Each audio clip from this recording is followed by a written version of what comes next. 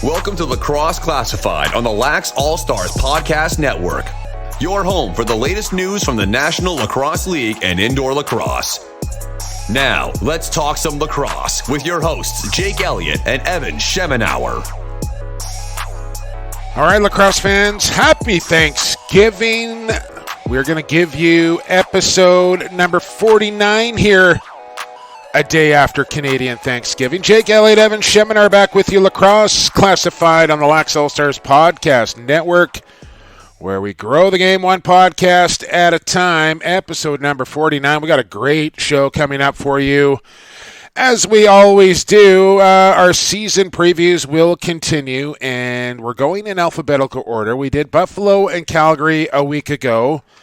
The next two teams on the list, Colorado, which starts with a C, Evan, and then we'll move along to the Georgia Swarm, and we'll talk to a couple of head coaches, a couple of general managers as well, in Pat Coyle and Eddie Comeau coming up on the program. Evan, happy Thanksgiving.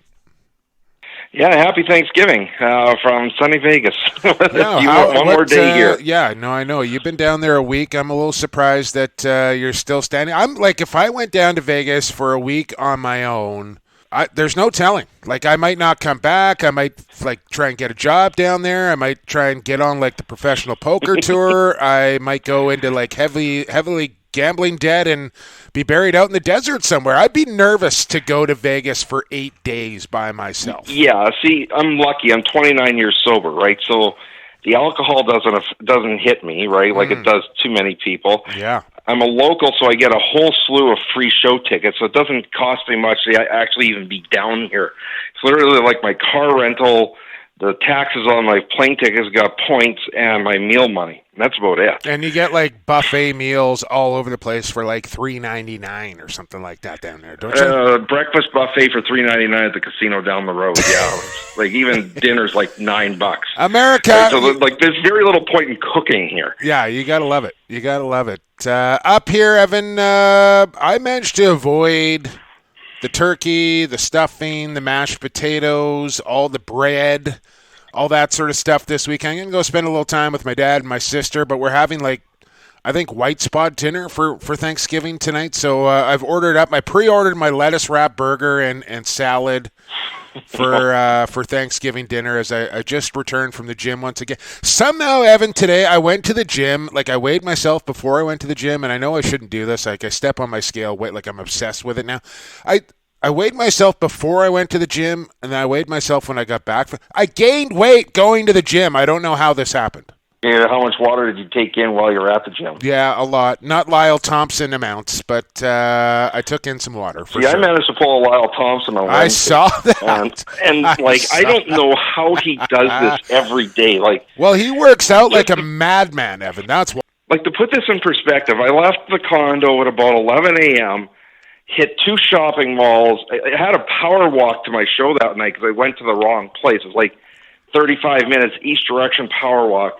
My Fitbit had over 23,000 steps in the Vegas heat, and that's how I just barely got to 2 gallons that day. Yeah, and you were doing it like by bottle, you were doing like bottles of water. Like you didn't have like the big jug or you're drinking from the tap. Like you're going by bottle, and you were literally adding this up as the day went along. Yeah, no, like I said, I don't know how he does this every day. It was tough enough doing it one day. Yeah, well, I mean, he goes through. We talked to Lyle about his regiment that he does on a daily basis, and it's like, 45 minutes of stretching, another hour and a half of weights, another hour of cardio. So you get an idea why he needs to take in as much water as he does. Is because he probably sweats out close to that amount each day. Yeah, but he weighs, about 180 pounds tops? Yeah. No, I'm considerably more than that, and I still can't even hardly get to 2 gallons. Yeah. Well, I don't suggest you keep doing that, Evan. You need to, the water's got to go somewhere. So if you're taking in 2 gallons, you better be doing stuff to exert that water out. A lot of it got sweated out. Yeah. So. Yeah. What's your favorite dish at Thanksgiving dinner? It doesn't have to be anything fancy like turkey, mashed potatoes, corn. I'm happy. Okay, but give me if you sit down at the big dinner table, big family Thanksgiving, what's the first thing you're eyeing up to get onto your plate or into your mouth, for that matter? I can't say that there's one specific thing. You can, and I want an answer here, Evan. It's literally whatever's passed to me first. That's a cop-out. I will try most everything. What is your favorite dish at Thanksgiving? You know what? Mashed potatoes. Okay. Was that so hard, man? No, but like I said, they're all good. So why? Yeah, they're all good, but you gotta have a favorite. You're going back for seconds, and you're getting potatoes. That's your go-to. But I mean, it's just like in hockey. I'm a longtime New Jersey Devils fan, but now we got the team here at home in Vegas. And it's okay, I don't have to make a choice other than 1 or 2 games a season as to who I'm cheering for. Well, you got to be a bit of a Canucks fan now, too, with their boy Tyson Geik being the in-arena host there. I love Tyson, but when can Vancouver get a jersey that's actually nice? They've had the worst hockey jerseys ever, and they can never seem to find a good one. New Jersey Devils are nothing to write home about either, Evan. So I think you should probably slow down on that. I know, but Vancouver has decided we're going to go back to the ugliest of the ugly. New Jersey, if they bring out the I like those. I like that color scheme. I like the old logo. I want to see Johnny Canuck come back. I think that's the route that they should go eventually. But anyways, this is a lacrosse podcast, Evan. It's not a hockey podcast. It's not a Thanksgiving podcast. So let's talk some lacrosse here. Georgia and Colorado are next up in our season previews. Let's talk about the Colorado Mammoth here, Evan. We're going to talk to Pat Coyle coming up in about 15 minutes from now. But losses at the expansion draft, let's run it down here for you. Backup goaltender Steve Fryer, Julian Garetano, Mike Mallory, who Garetano and Mallory got traded to get Wardle back from Rochester.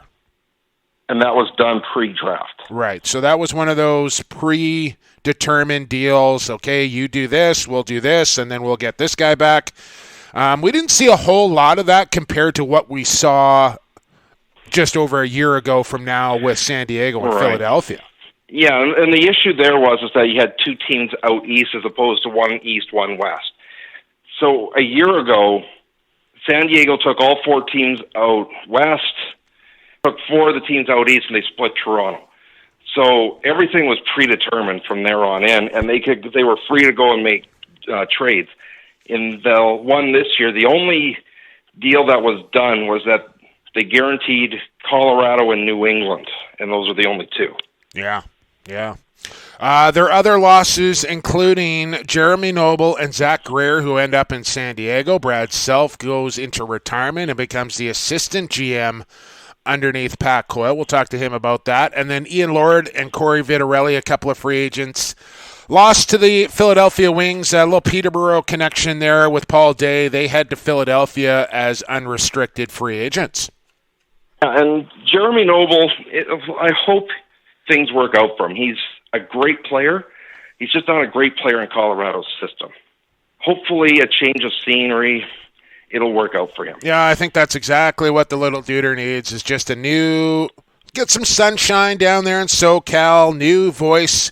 Orangeville connection there, obviously, with his head coach and Pat Merrill and Shooter Sanderson there as well.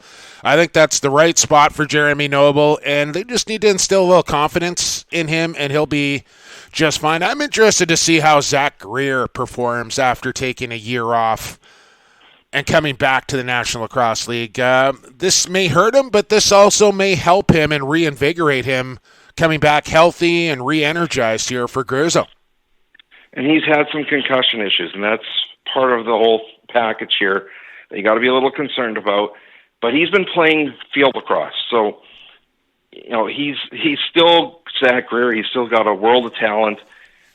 Question is, though, really more is he's got a high-paying job. How many games can he actually make? Yeah.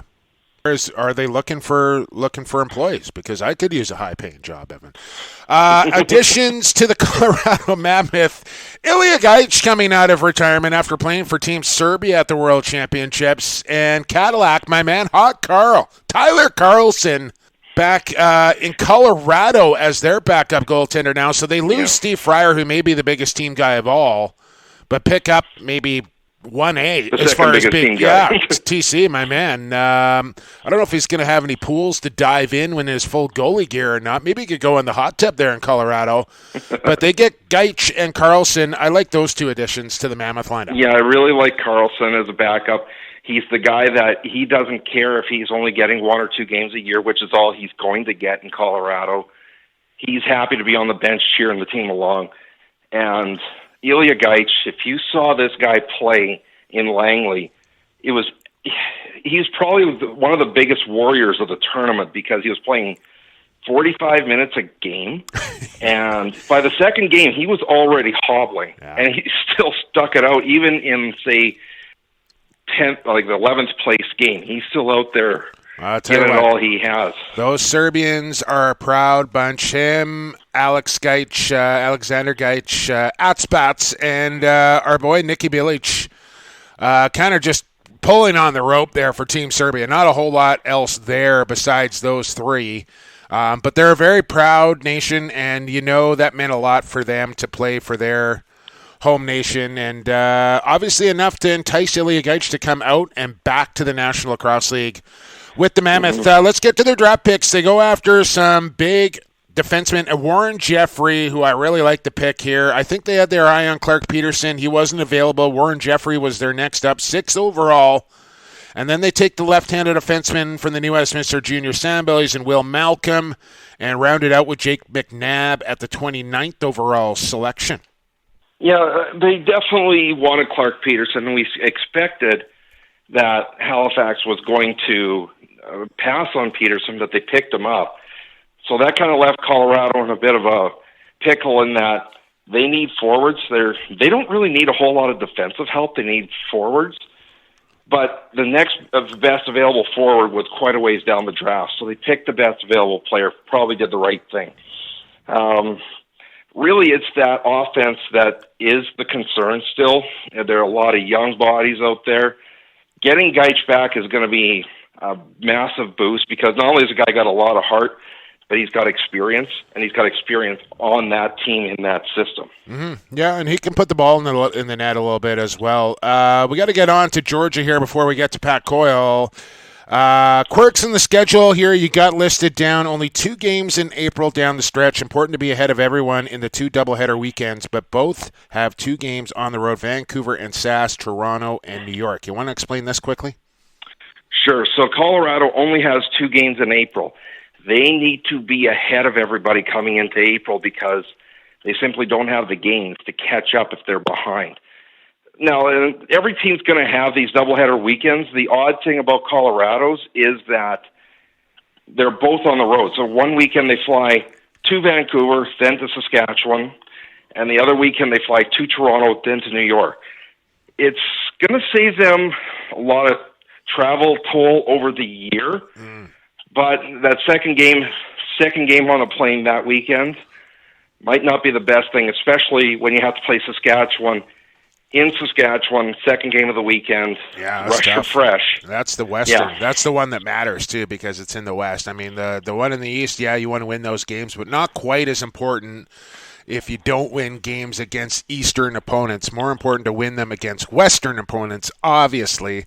So we'll see how that all plays out. We'll talk to Pat Coyle about all that coming up here momentarily on Lacrosse Classified.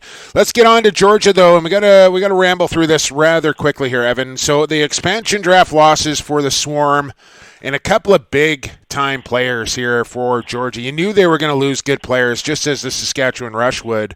Holden Cattoni and John Rannigan. Yeah, and Holden Cattoni was the interesting one. We didn't know if they were going to protect Cattoni or Zed Williams. They opt to let Cattoni go. Now they were short of lefties, but they've now seemed to have solved that problem. John Rannigan, we spoke with Reggie Thorpe about that one, and it's a hometown boy coming home. Georgia's got enough depth to recover from Ranigan being lost, but once again, when you talk to the people in Georgia, this is one of those big team guys that's going to be missed in the locker room. Yeah, I really enjoyed watching John Ranigan play at the World Championships. Just goes full speed 100% of the time, and it's infectious to watch a guy like that play and work that hard. The other guys just want to do it too. Other losses, Joel Tinney and possibly Heine Thompson. What do you mean possibly Heine Thompson? Heine Thompson has not been signed yet. Okay. We don't know if he is going to be signed. I would expect him to sign a contract there in Georgia. I think it's going to happen. It probably will happen, just hasn't happened yet. Additions, Jordan Hall back with Georgia, Zach Miller, and they get a real electric player out of their back end in transition in Joel White, who, if you remember way back when, they traded Andrew Suter for Joel White, and he's kind of been in the lineup, out of the lineup, in the lineup, out of the lineup. Back in the lineup is Joel White. Yeah, and they get the player they lost in the expansion draft previously back. So that's another key there. Right. Draft picks. Sorry, Evan. Draft. We gotta move here. We gotta move. Yeah, no draft picks. Kaysen Tarbell, who I was ultraly impressed with, playing for the Iroquois Nationals at the World Championships. Really like Tarbell's game. He goes 11th overall. McSpaden 13th overall. And then they traded all three of their second-round picks for Miller and 2 future seconds at the draft table. Georgia was really kind of a focus of attention at the draft. A lot of things happening at the swarm table at the entry draft. They used their extensions real early in the draft to make those deals. Truth of the matter is, all those seconds they had, they didn't need anybody. Right. They've already got almost every position filled. Why take another player when you know you're probably going to have to cut him? Yeah, just to take him. So stockpile those picks up for another year. You might need them coming down the road, so that's what they did. They lock up Mike Poulin for 3 more years. That's big for them in goal. Quirks in the Swarm schedule, 3 long trips out west. They have San Diego, Saskatchewan, Vancouver. Last week of the season, they go from playing in New England on Saturday night to playing Halifax at home on Sunday night for their last 2 games of the season. My goodness, that's a beast. Yeah, they had something similar 2 years ago where actually they played at home, then had to go to New England. But luckily for them, Halifax is playing an afternoon game on the Saturday, so they get to Georgia a little sooner. But some of these travel schedules, if they're going to have these doubleheader weekends like this, see if you can have both teams play one another back-to-back, or is there a direct, make it that it's a direct flight. Yeah, we've been kind of clamoring for this for a while to try and, if they're going to do back-to-backs, have it as a home and home so it's fair for both teams. And I think Calgary and Saskatchewan actually do that this year, which is super cool, but not enough happening. And listen, that's the only one. Yeah, with basketball, hockey, and these big arenas, lacrosse is not the priority for a lot of them, so they don't get the premier or the prime dates. And then it's got to jive and coincide with 13 other teams or 12 other teams.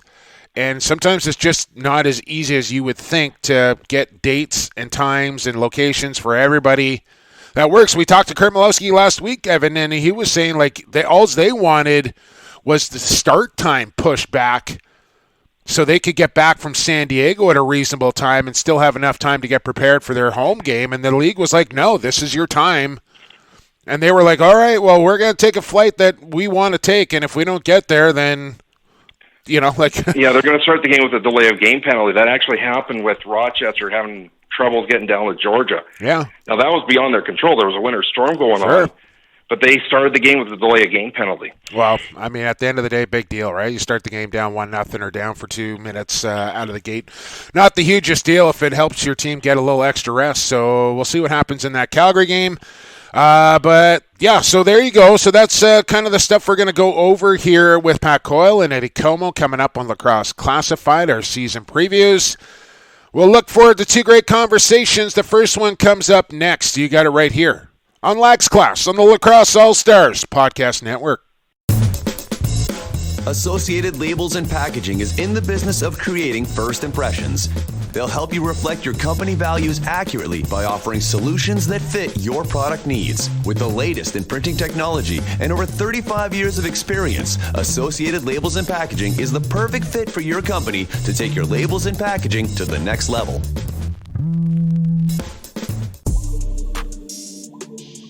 Hey, this is Steve Dietrich, General Manager of the Buffalo Bandits. You're listening to Lacrosse Classified on the Lax All-Stars Podcast Network.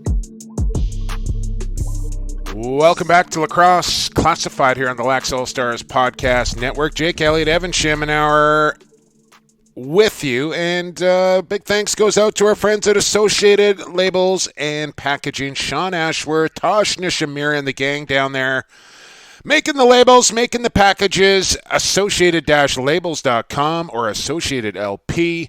Reposted something on Instagram there last week. They do such cool things. They got a daily blog that keeps you up to date on everything that's going on down there at Associated Labels and Packaging. I suggest you check it out. It's an interesting read, all the things that they got going on down there. A guy that knows Mr. Ashworth quite well, I'm sure, is the next man we're about to talk to. He's the brand new head coach of the Coquitlam Senior Adnex. We got to talk about that a little bit, Pat. But he's also the head coach and general manager of the Colorado Mammoth. Pat Coyle back on the podcast. Pat, thanks for doing this. Hi, guys. How are you? Happy Thanksgiving. Same to you. Yeah, I'm good. Thanks. Good.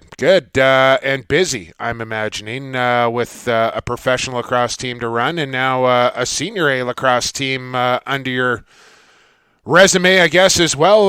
Why don't we get that out of the way first? Congratulations on the new head coaching position. You step down from the juniors. You get the head coaching job for the seniors. How forward are you looking to this? Yeah, I'm excited. I'm excited to it sort of feels like I'm going home a bit with the senior A's that I played there, I don't know, for a long 12 time. years. Yeah. 12 years, I think. So it's nice to it feels like it's full circle being back there. And, obviously not the type of teams that you were on back when you were playing, when you had some real high-end talent with, Krugs and Grant and Sanderson and yourself and others playing there. But, I guess the plan is to get back to prominence here and maybe entice a few of those upper echelon players to come spend a summer in Coquitlam. Hopefully, yeah, just sort of have the same sort of vibe that it was when I was there, where it was a real destination sort of team where guys wanted to come and play there, and hopefully we can get that back. Absolutely. So let's get on to the Colorado Mammoth here, Pat.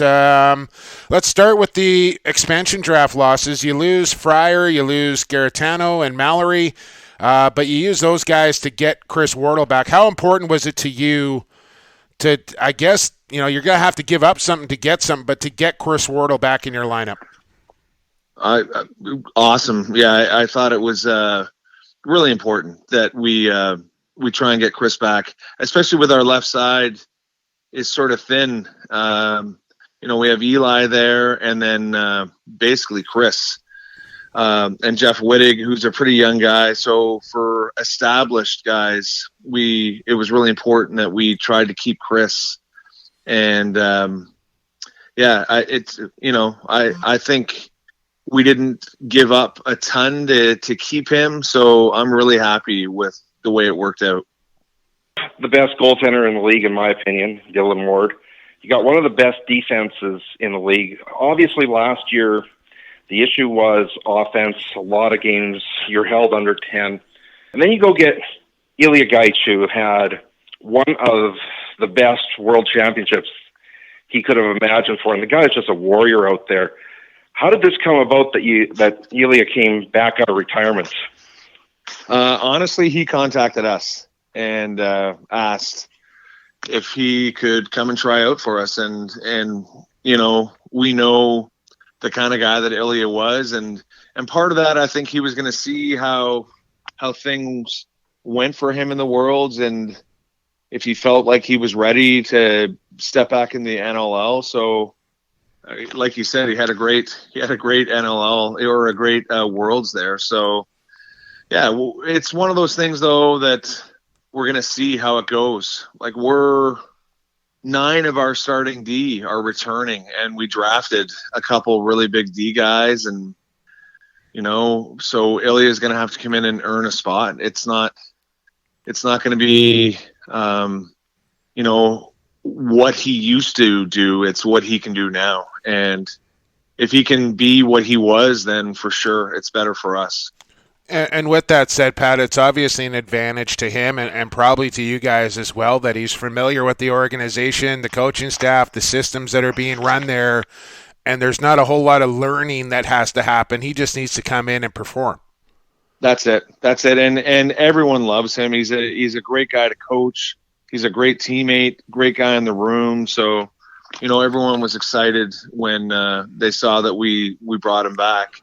But it is a matter of him just performing, and if he can do that, then again, it's a great chance for us. And I think the other, you mentioned a bunch of things, great in the room, big team guy, all the rest of it, and I think another guy that checks all those boxes for you. You lose Steve Fryer as a backup, who Evan and I were saying might be the biggest team guy in the league, but coming in at 1A is Tyler Carlson, so I think it's going to be a seamless transition from Fryer to Carlson here as you find yourself with a new backup.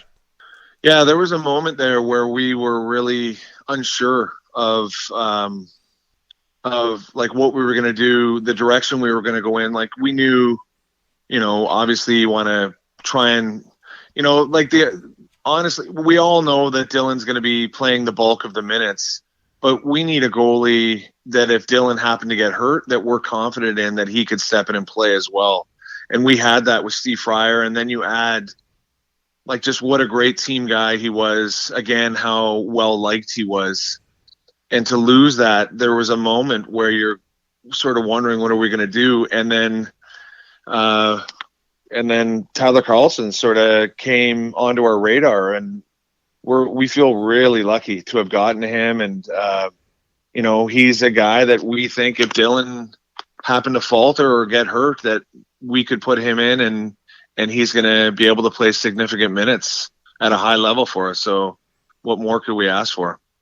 The clear change in direction up front, you've moved on from Jeremy Noble. You traded Zach Greer away even after you franchised him. And, of course, Corey Vitarelli has moved on in free agency. How do you see this working out with a lot of guys who are still only in their second, third seasons, molding together and, increasing their efficiency? Well, first of all, the Zach Greer thing, he was retired and then sort of mentioned that he wanted to play with his brother who coaches in San Diego. And it sort of happened last minute where he announced he came off the retired list, and he was never going to play for us. And we just franchised him there to be able to give ourselves a bit of time to help make a deal with that. So we didn't really lose him in the sense that he was going to be playing for us. But you're right. Him being gone is like a veteran presence being gone. And same with Jeremy Noble.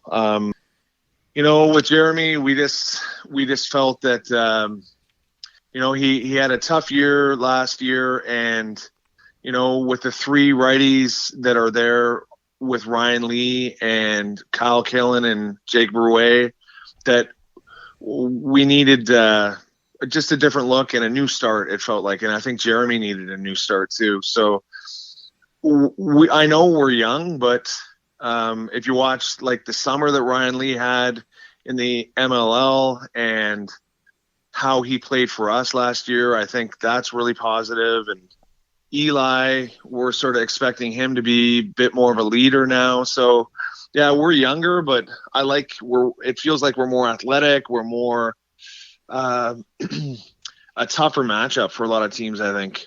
Speaking with Pat Coyle from the Colorado Mammoth, and you want to talk about athletic, a couple of guys that you go out and draft, one on the back end, and Warren Jeffrey, who's a big, strong guy, but very athletic for his size, and then up front with Will Malcolm, who's one of the shiftiest, quickest lefty forwards in the draft, and a real athletic player as well. Just touch on those two guys, Pat. Yeah, Warren Jeffrey, like Evan said there, we were aware that, it felt like we really needed to address our offense going into the draft, but we had to take the best player at the spot we were at. And we felt really lucky that Warren was there at 6. So, we were strong right on our defense too. So it brought in a lefty. And one thing, our defense is good, but it's never been overwhelmingly like a physical defense or an imposing defense. And just getting him, he's nasty. That's right. It adds a little nastiness, but you're not really giving up anything to get that nastiness, in the sense of, like, sometimes nasty guys aren't the best defenders, but he's both. So that part, we're really excited to have him, join our defense and just make our D that much better. And Will Malcolm, I think, could be like a fantastic player in the NLL, especially in the NLL on the turf where there's a little more room. He is so shifty, and I think maybe some of the people, just because the West, some of the times people don't really get to know the guys as well out here. And I've sort of watched him for the last couple of years and know what he's capable of. And we're hoping he can step in and play right away. I'm not sure if that's like, I personally think he's good enough to do that right away. And sort of the sky's the limit for him. But, a player that I would sort of compare him to, not today, but the potential he could be, would be like a Kyle Buchanan. Is that sort of, he's that size, he's that shifty, he's that fast. So yeah, I'm really excited to see what he can do in a faster game. Looking at your schedule, there's a bit of an imbalance in that you only have 2 games in April. The Roughnecks have 4 or 5. It's got to be critical for you to get out of the gate fast, because you won't have the opportunity at the end to catch up if you need wins. Yeah, well, yeah, if we need wins at that point, we're in trouble. I think everyone sort of is aware, at least I know we are, first of all, the division we're in. And, it's easy to sort of look at your schedule and say, yeah, we've got to sort of make hay here. But really, in our division, we have to be good all the time, or we're just not going to be in the playoffs. I don't think anybody would disagree that the division we're in is the hardest division in the league. The other 2 divisions there's only 4 teams in each, and each of them have an expansion team in them, and one of them has a second-year expansion team in it. So really different from Calgary, the champion last year, Saskatchewan, the champion the 2 years before that, and then San Diego, who barely lost to Calgary, the champions last year. So we know we're in a good division. Our schedule, it is what it is, but we're in tough from the beginning. So I think we have to be winning from the beginning to the end of the season. Yeah, I don't honestly know if anybody or any coach or GM is going to be completely happy with their schedule, but it is what it is, and you got to play through it. Like, everybody's going to have their challenges throughout the year. As we speak with Pat Coyle, I want to just give you a big congratulations, Patrick, on winning yourself a gold medal with Team Canada a few weeks ago. What a thrill it was to watch you guys in that gold medal game. And we had you on before the tournament started, and one of the things you said was that you were most excited about getting around those other coaches and Clark and Hazen and Malowski to learn things from them. I don't know how much each guy tipped their hand on stuff that they run with their team, but I don't even really know if it's about that. Like, what did you take away from that tournament besides a world championship and a gold medal? There's so much information being given in such a compressed time that it is hard to sort of really like get a lot from the coaches. But what I did find is like their mannerisms, or how they carry themselves, or their tone, or just their, I don't even know how to describe it, but you sort of see how they carry themselves around the players. And it's just good to have, I feel like, these mirrors around of, like, I sort of know how I want to be as a coach, but you don't really always know if it's the right way, or if, just a little bit to the left or the little bit to the right is the way to go. And to be around those three guys that I really respect and have had a lot of success, it just made me look at things a little differently. And for me, that was the best. That was the best thing about it. No doubt about it. And it's crazy. Like, yeah, I look at that Canadian bench, and you got 4 NLL head coaches on the bench. Your general manager is another NLL head coach. And then you look across to the Iroquois bench, and there's Richie Kilgore and Rob Williams. And it's just like the amount of knowledge in that confined area, the amount of just lacrosse IQ alone in that little space in that point in time. It blew my mind. Like, you know what I'm saying there? Like, I don't know if you'll ever see a collection of that many great lacrosse minds in one little spot at a time. Like, it was nuts. Yeah, it is pretty amazing. And in all honesty, the players are the ones that are really good. Yeah. I'm just sort of saying who's going out on the floor next. Where I was wondering about that. Like, I mean, because honestly, I'm looking at the short man unit, and you got Rubish and Corbeil and Priolo and Matt Beers out there, say, but that leaves, there's Robert Hope and there's Graham Hossack, who's not on the floor. Like, did you have to say, like, okay, it's your turn, or are these guys just rolling out the gate and whoever goes? No, yeah, we had a bit more structure than that, but yeah, when we're going 5-on-5, it was almost like the next 5, and even like to have Jason Noble not playing in the last game. Yeah, like he's a world-class defenseman.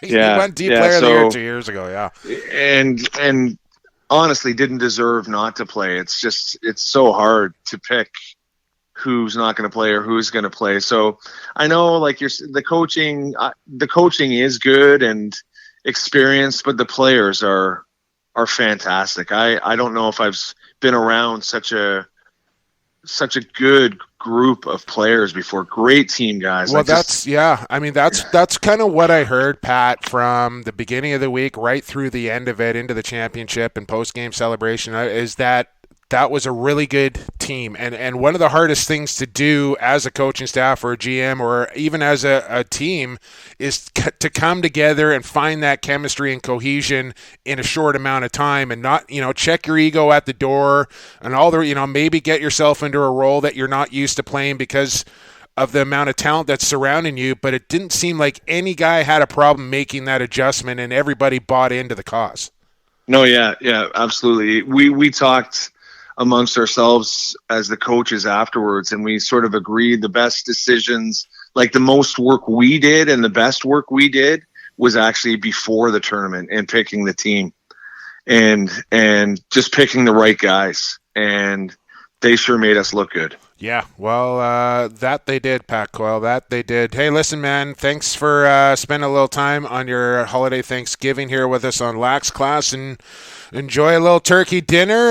We'll look forward to seeing you with the Colorado Mammoth whenever we cross paths, and on to the summer with the Coquitlam Madnax. Congratulations on all of it. Thanks. Try to be a little more objective when you're in Saskatchewan, too, man. Come on. Okay. I'll remember he's from Orangeville now, right? No, that's right. I'll give you that, but you got to do me a favor and just make sure Jenner knows that there's 2 teams on the floor as well. I'll pass it on to him. I appreciate it. Okay. All right, Pat. Enjoy Thanksgiving, and we'll talk soon. Take care. That was Pat Coyle, head coach and GM of the Colorado Mammoth, new head coach of the Coquitlam Senior Adnax as well, and an assistant coach with Team Canada. The man knows how to coach some lacrosse now, Evan. Pretty good player back in his day as well. Yeah, it'll be interesting to see how Colorado does. It's like you said, it's a tough division. And, in my mind, there's 3rd or 4th probably at the moment in that division. 3rd probably gets you a wild card spot. 4th, you're really hanging by a thread. So, yeah, they got to get out the gate fast and make some hay quickly against the division rivals. Yeah, I'm going to have to start wrapping my head around this new playoff format, and it doesn't necessarily matter where you finish in your division. It's about where you kind of finish in the grand scheme of things and what seeding you're going to get come playoff time, which is going to be interesting. It's different. I like it. It's just going to take me a little bit to wrap my head around it. Let's take a quick break here. On the other side, quarter number 3 is coming up, and we're going to head down to the dirty South, Georgia, and the Swarm. Eddie Comeau is coming up next here on Lacrosse Classified. Keep it right here on the Lax All-Stars Podcast Network. Pure Vita Labs is proud to bring you the highest quality sports supplements on the market. PVL products are 100% all-natural with no artificial flavors, colors, or sweeteners. And the entire line is also Informed Choice certified. We designed all our products with the athlete in mind. We look forward to being a part of your athletic achievements, helping you push the bar higher, win at the highest levels, and set personal records for years to come. Hey, this is Steve Priolo of Team Canada, the Buffalo Bandits, and Victoria Shamrocks. You're listening to Lacrosse Classified on Lax All-Stars, growing the game one podcast at a time. Welcome back to Lacrosse Classified here on the Lax All-Stars Podcast Network. You just heard from our friends at Pure Vita Labs. Anything else would be unsportsmanlike. All natural, nothing artificial, Informed Choice certified supplements. Tons of lacrosse players on them. I suggest you check them out, pvl.com, at Pure Vita Labs. I've been taking a little bit as well as the weight has been coming off, and Pure Vita Labs has a little bit to do with that. So if you're looking to get bigger, looking to get smaller, just looking for some more energy, you name it, Pure Vita Labs is your go-to source for the best supplements on the market. As it's Jake Elliott, Evan Shiminar with you, and now joined by the head coach of the Georgia Swarm and the general manager of the victorious Team Canada. It's Ed Comeau. I said Comeau off the top of the show, Eddie, even though I know we had you on a while back and you set us straight. It's Comeau. I reverted back, but then I called you. I heard your voicemail, and I thought, man, I'm an idiot. It's Comeau, Ed Comeau on the program. Thanks for coming back, Eddie. No problem, Jake. I've had a lifetime of this, and I think people in my own family aren't really sure how to pronounce it properly. So I answer to most. So okay, well, we're going to do our best here on Lax Class to educate the lacrosse fan, if you will, and get them on the right side of things. Ed Comeau, hey, congratulations on another gold medal with Team Canada at the World Championships, man. That was such a thrill to be able to call that game, and I'm sure it was a huge thrill for you to kind of sit back and watch the fruits of your labor hoist the Cockerton Cup once again. Yeah, it's always great to win, and that's always the number one thing. But putting together the team and the staff, and it's a different sense of satisfaction when you're the general manager as opposed to the head coach. But as Glenn Clark said after, I kind of warned him the pressure that you feel. He said after you win, it's jubilation, but a large part relief, and knowing that your expectations are very high for our team as they should be, but knowing that every country and every team is getting better and better, and everyone's out to knock us off. So it was a great experience. Coaching staff was great to work with. Players, one of those guys I didn't really know, so I got a chance to meet and work with a lot of them. And I tell that to all the coaches that get involved with national teams. That's part of the best experience of being involved in the national team is getting the opportunity to work with other coaches and work and see other players, and you really get a respect for guys that you've only seen from the other bench, and when they're on your bench, you got a lot more respect for them and understanding of the game. So. Pat Coyle was definitely one that, when we had him on. And Eddie, I just want to make sure, I know you're chilling poolside down there in Vegas at the Mandalay Bay. I just want to make sure you're speaking into your phone because you're kind of fading in and out on me there a little bit. So maybe, I want to give you a heads up on that. Here, but it's funny because Pat Coyle one of the things he said was that he was most looking forward to was to learn from the other coaches there that would be surrounding him. He wanted to kind of soak in their knowledge. And I saw Glenn after down on the turf after the post-game celebration was kind of going on, and he just looked at me and just let out a deep exhale like, man, am I glad we got that done. And the line I kind of kept hearing, Eddie, was that you were telling the guys, like, hey, if you don't win, you're not going to have to worry about being asked back. Yeah, well, that's what I said to guys. Because guys said, "Hey, we've really enjoyed this. It's been a great experience." I said, "Well," my kids actually said to me, "If you don't win, what happens?" And I said, "Other than the fact of resigning immediately, then it's definitely success is a big part of it. But also for I said to the coaches, a big part of the national team is we obviously want to win, but everyone wants to win. We want to do it the right way, and we really worked hard on trying to select a lot of players with character. And as you saw when we were out there, we had a practice with the Austrian team. We did a minor meet and greet with Porco Quitlam and helped them open a new arena. Like, we really try to do things to do it the right way, and that's really part of it as well too. Winning is what's expected and what you hope is the outcome, but we also want to make it a great experience for all of our players and all of our staff members. But also, we want our countries too. We always try to do that. So winning is great, but we did a lot of great things, and I can't speak enough about the players and the coaches. What a fabulous job they all did. You and I had a conversation at the Worlds about the wear and tear that players are going to have on their bodies this year, because a lot of them played NLL and then summer ball and then one of the field leagues and, of course, the World Championships. And, of course, a couple of your forwards did go down in the World Championships. Lyle Thompson seems to have recovered. Miles didn't make the final. I guess, where are those two at? And, how are players going to be coming into training camp with this many games under their feet this year?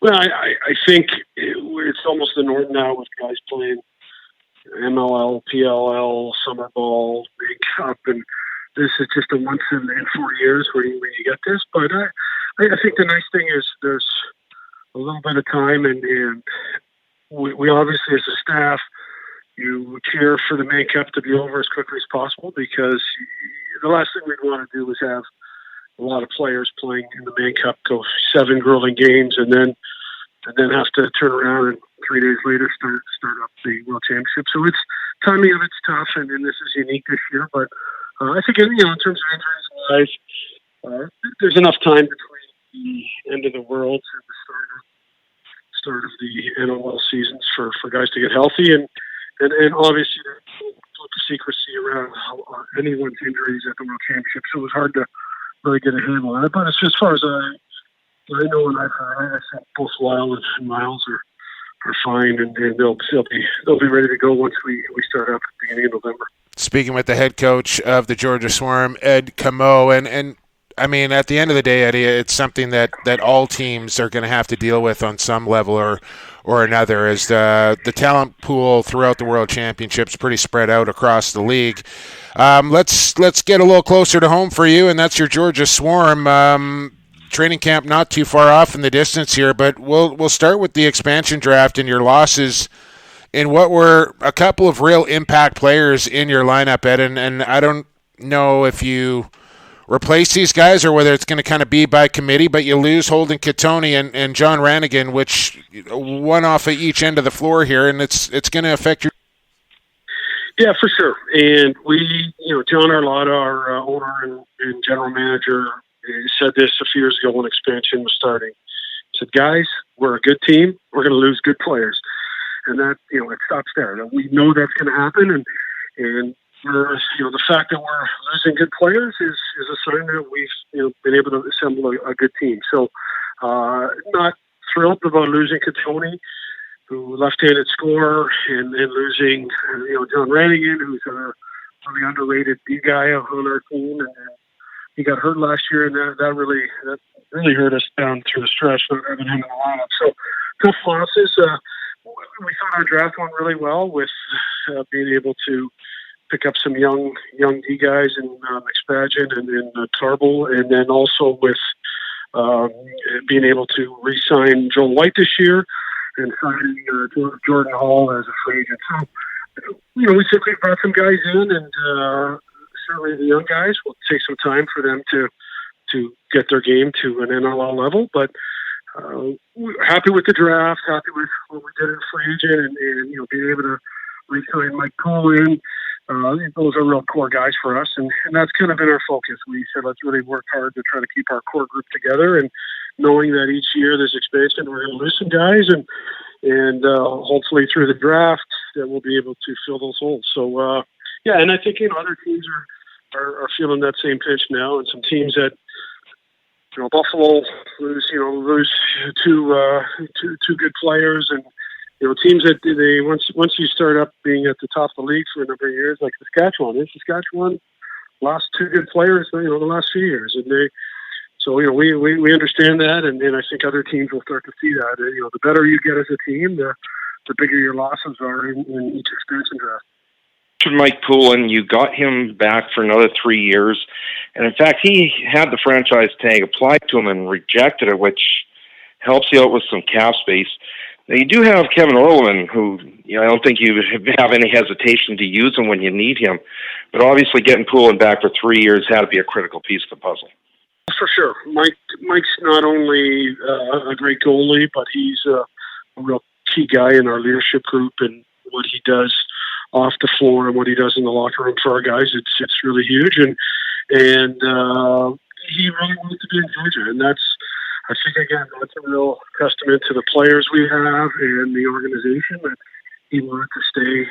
He had opportunities, but he wanted to stay with us, and I think for him, getting him in place is great. And you're right, we've got both Orleman's brothers, Kevin and Steve, and I think the opportunities for those guys are going to be, down the road. But certainly Kevin proved this summer that he can play at this level. He got some minutes in last year, and we'd expect him this year to get some more minutes in. And we're pleased with our goaltending, and we're going into camp. That's one of the major things that every coach and GM really fret about is the goaltending situation, and we think we're pretty good in those spots.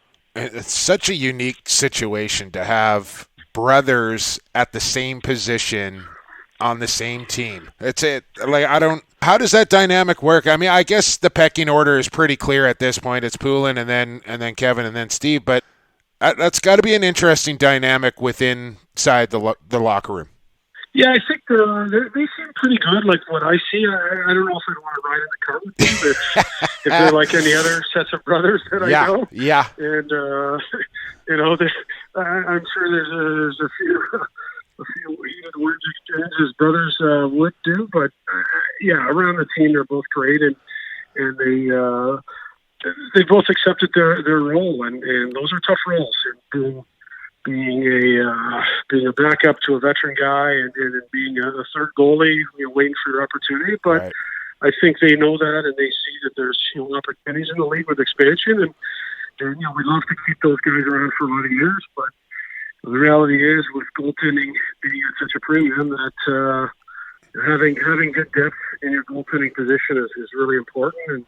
And we think John's done a nice job of that, being able to bring these goalies in, and our staff has worked with them, and obviously working behind Mike Poulin, another Kitchener guy. We had Craig Wendy last year. We had right. 4 goalies, and we used to joke we just drafted. We only draft Kitchener goalies. So, but having Mike Poulin as a kind of a mentor or a guy to learn from, I don't think there's a better veteran goalie in the league right now. And his demeanor, his way with the players, his attitude it's a really good role model. And by the way, Mike Poulin said the same thing about coming in with Bob Watson, having to play under Bob Watson. He learned a lot from playing under Bob, and we, I said to Poulin, this is your legacy now. There's going to be goalies that are playing for another 15 years. They're going to say, I got to play play with Mike Coyle, and I learned from him. So it's a great dynamic to have, and the brothers the brothers have been great. Yeah, and honestly, I think Pooley's probably the perfect guy for that role as well. As we speak with Ed Comeau, Evan wants to hit on the schedule for your Georgia Swarm. I know that. I want to go back to your draft picks here, Eddie. And I know that there was some discussion on, was it going to be McSpadden or whether it's going to be Tarbell. You end up getting both these guys, but you take Tarbell at 11. Watching this kid at the World Championships did nothing but impress me from game in and game out. I think you got a real gem here in Tarbell. Yeah, John Arlotta does a lot of work. I think he watches more lacrosse games than anyone in the league from his home in Hilton Head. Every night I talk to him in the summer, he's watching games, Western games, Eastern games. He watches the replays of games. So he watches a lot and spends a lot of time really investigating players. And everyone we talk to about Jason, his coaches at Cornell, his people that played with him, that play for us, everyone said great things about him. And we really like to draft players that are leaders. And we think when you have a team full of leaders that you really can't go wrong. And we see that with him, and we see that with Ryan McSpadden as well. And yeah, we we thought we'd get one of them, but we're pretty happy to be able to get both. And I think those are two players that have the ability to step in and play. Whether that happens or not, that'll depend on them and depend on training camp. But I think we're pretty fortunate, and that really adds to our depth in the back end. You get a new division this year, and when the division alignments came out, I think across the board everybody's saying you potentially have the easiest division, which brings some confidence, but of course you don't want overconfidence. But by the same token, not only do you want to perhaps win your division, but with the revised playoff format, the number one seed could mean you're catching a flyer from the West, having to go all the way out to your barn. I guess it's got to be critical not only to get the number one in the division, but number one overall. Well, I think any coach in the league would say, goal number one is to make the playoffs. Goal number two is to get the highest seed possible, and goal number three is to try to win a championship. So I think we're in the same boat. We want to get into the playoffs, and obviously having success and being able to win a lot of games and get the highest seed possible would be great for us. But I think divisional stuff. I've heard a lot of people say that too, and I can look back at lots of teams, and I'm sure people thought, as I sit here looking at the T-Mobile Arena in Vegas, I'm sure a lot of people thought the Golden Knights were going to be an easy mark on their schedule last year, and they proved a lot of people wrong. So I think you got Philly, who lost a boatload of games last year with one or two goals, and have addressed a number of key areas there. I mean, we know they're going to be a lot better, and New England's, I think, really done a nice job in the draft and free agency. They're going to be good, and New York is obviously a little bit of an unknown, but I know Reggie works real hard at putting together a good team, and the one thing we know about New York is they're going to be a hardworking team. They're going to Reggie's trying to build that team and his identity, and Reggie was a hardworking, tough-nosed player, and we suspect that's what we're going to get each and every time we line up against the Riptide. So, we'll see how it all goes, but certainly, I say to the guys about controllables and uncontrollables, and I said we have zero control over what division we get put in. We have zero control over our schedule. All we have to do is show up at the assigned times and play the games, and that's kind of the way we're looking at it. And whether we're in East Division, North Division, West Division, whatever, we're just going to show up and do our best, and then hopefully have some success within our division and even within the rest of the league, because we get to play all the other teams. So it's always a good measuring stick to play teams that aren't in your division and see where you fit in against the rest of the league as well. Absolutely, and fair enough, Eddie. Hey, listen, man, congratulations on another gold medal with Team Canada. Best of luck with your Georgia Swarm. Make sure you give my best to the boss, John Arlotta. Never split eights, always hit on soft 17, and know your limit. Play within it, Eddie Comeau. All right. Thanks, Jake. I'll put that 20 down for you. I'll see you. I'll let you know if I don't. All right. If we get up to like $5,000, then if we get just let it ride. And if we get up to like $5,000, then you can stop. How about that? Sounds good. Okay, man. Thanks a lot, Eddie. Right, enjoy Vegas. All right. That was Eddie Comeau, head coach of the Georgia Swarm, getting it in a little vacay before training camp gets started, Evan. And the Swarm, who were hoisting the NLL Cup just a couple of years ago, are going to look to get back to that level. And I don't think they're all that far off. Well, they got one of the best rounded teams out there. You know, when you're trading away every second-round draft pick you've got, because you don't need the players, you need them in the future. It shows just how well set up they are. There you go. All right, let's take a break, Evan. And fourth quarter is up next here on episode 49. You got it right here on Lacrosse Classified on the Lax All-Stars Podcast Network. Hey, this is big team guy Tyson Geik of the Lacrosse Flash. You're listening to Lacrosse Classified, flourishing on Lax All-Stars, growing the game one podcast at a time. Lacrosse fans, we are back. This is episode 49. Fourth quarter time here on Lax Class. Jake Elliott, Evan Sheminar.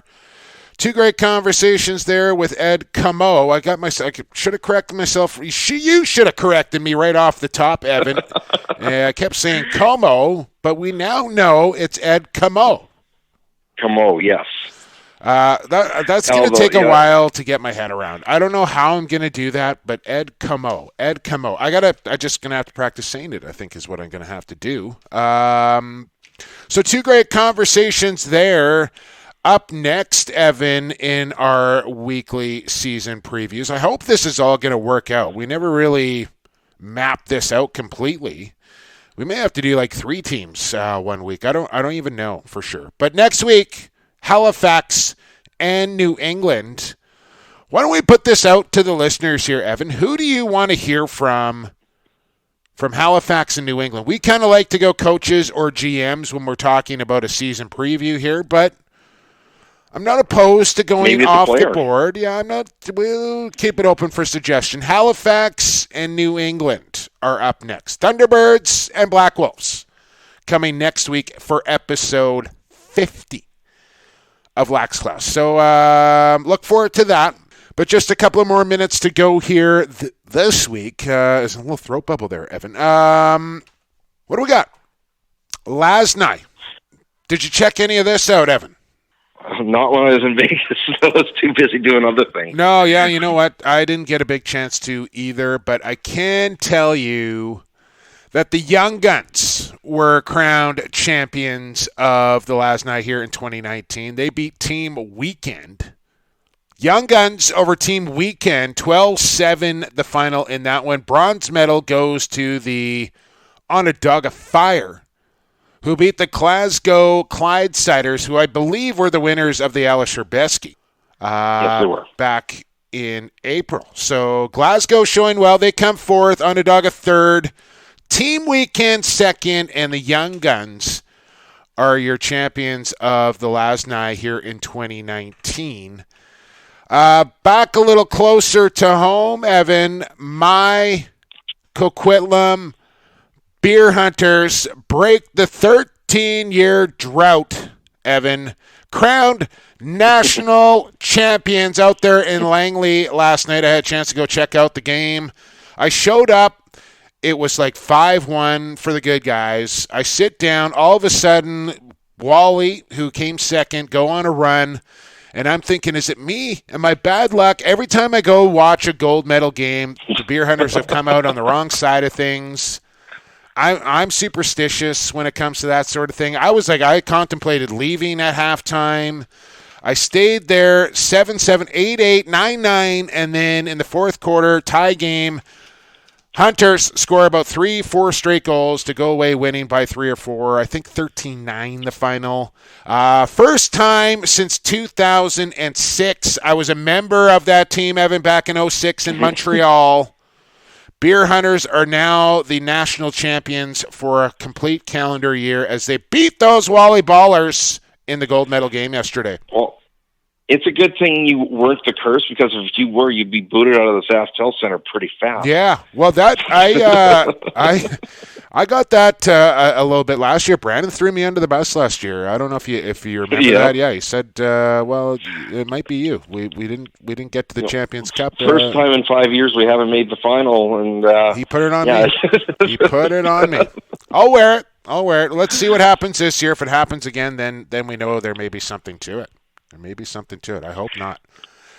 I hope not. Other thing I wanted to talk about here before we let you go on Lax Class. I've seen a couple of people tweeting about how they're sick of hearing the anthems, or AKA my all-time favorite song, Evan Sheminar, before games. Where do you come out on this?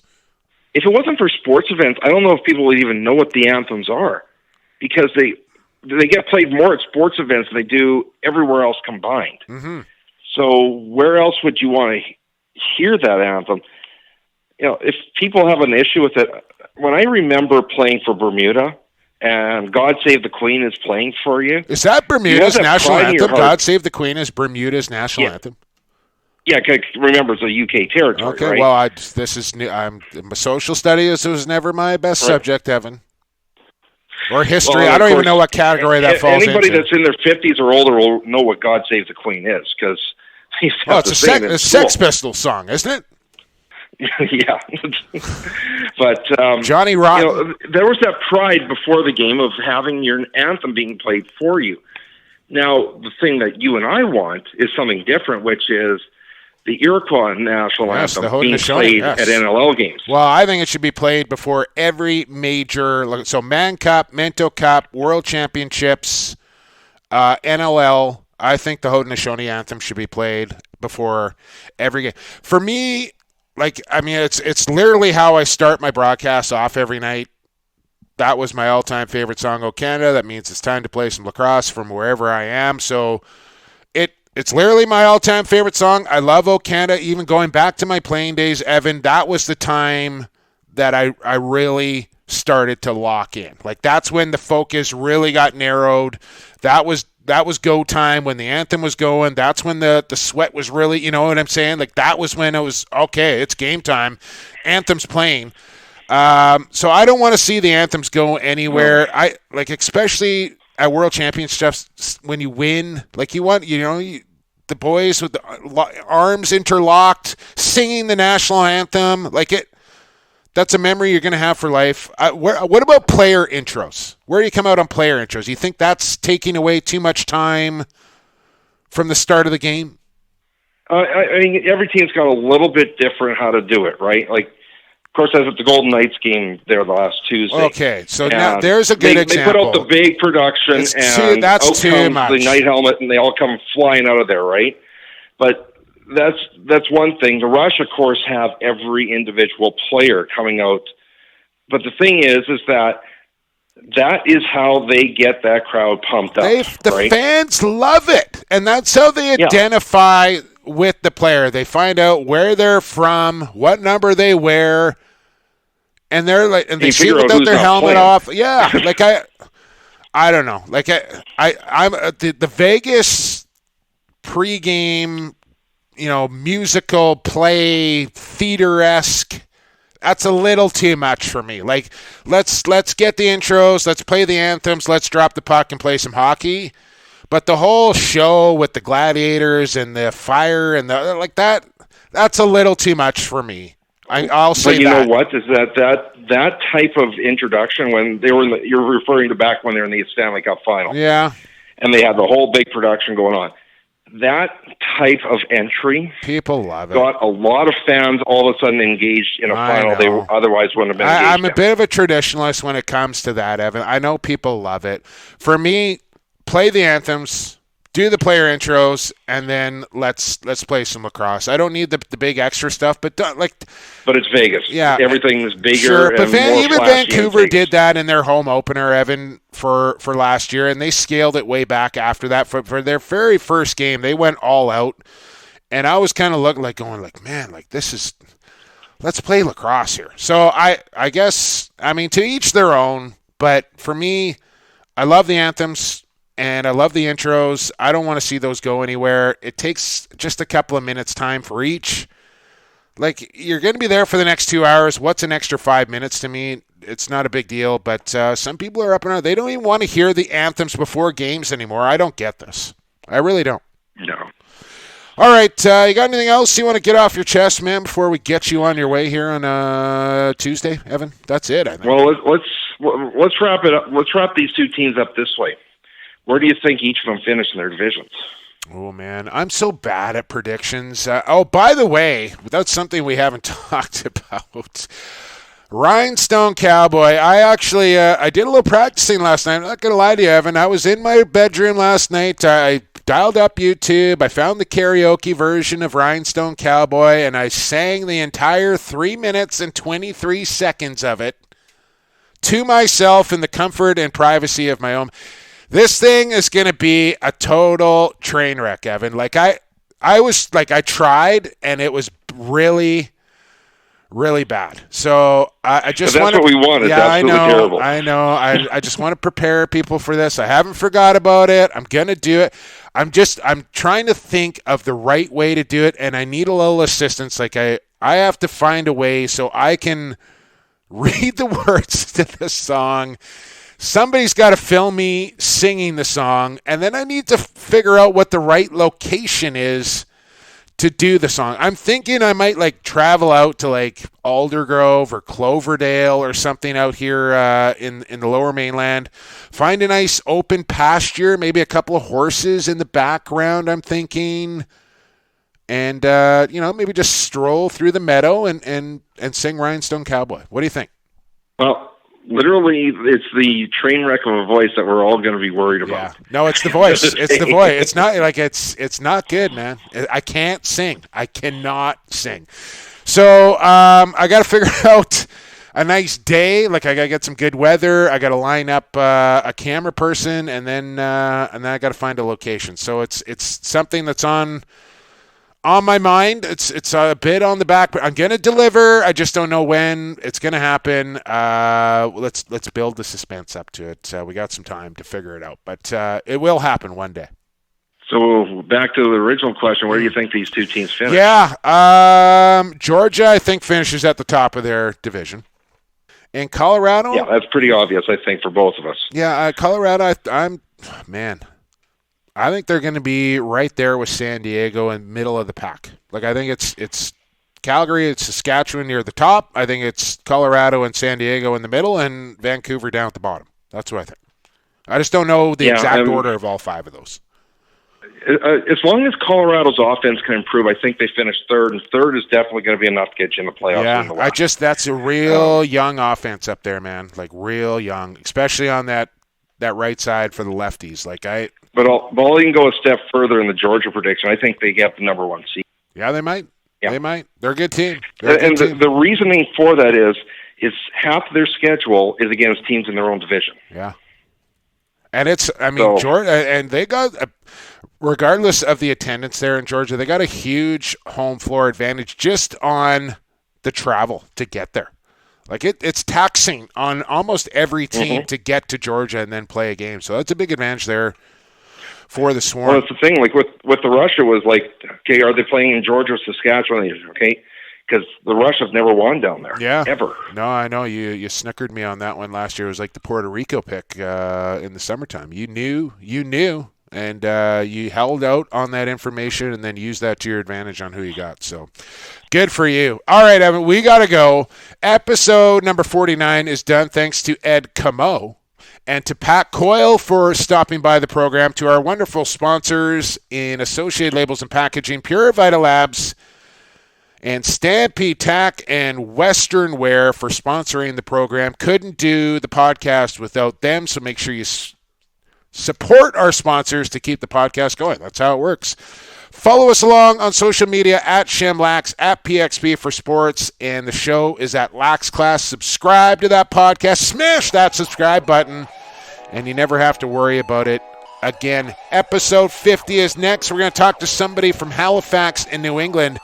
You tell us who you want to hear from this week on social media, and we'll see if we can make it happen for you. For Evan Schemenauer, I've been Jake Elliott, and for the fastest game on 2 feet, and for the creator, we'll talk to you next time here on Lacrosse Classified on the Lax All-Stars Podcast Network.